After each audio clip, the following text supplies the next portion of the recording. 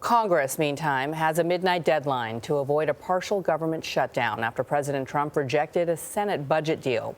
The news shook up Wall Street, where the Dow Jones Industrials lost another 464 points. House Republicans then backed Mr. Trump on a party-line vote to add billions in spending for the president's border wall.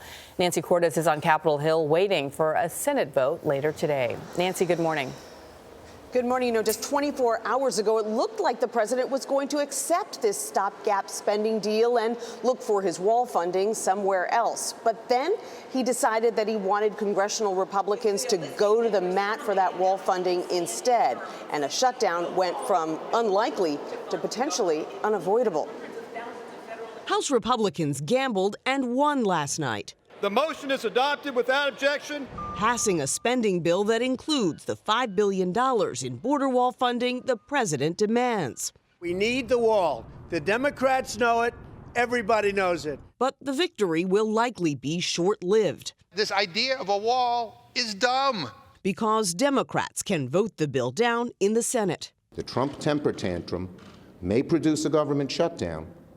It will not get him his wall. With about 400,000 federal workers at risk of being furloughed, Republican leaders thought they had talked the president out of last week's shutdown stance.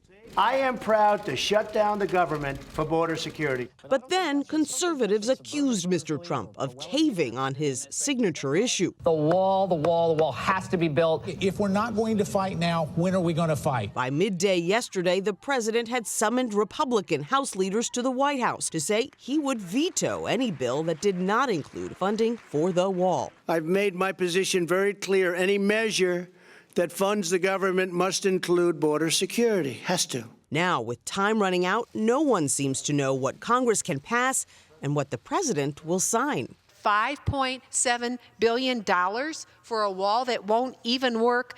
No thanks. The Senate comes back into session at noon today to vote, and a lot of senators thought that their work was done for the year they left, and now they're on flights racing back on one of the busiest travel days of the year. The president himself was slated to head to Florida, to Mar-a-Lago today, but his aides say that he won't be traveling if there's a shutdown. Gayle? Boy, Nancy, thank you.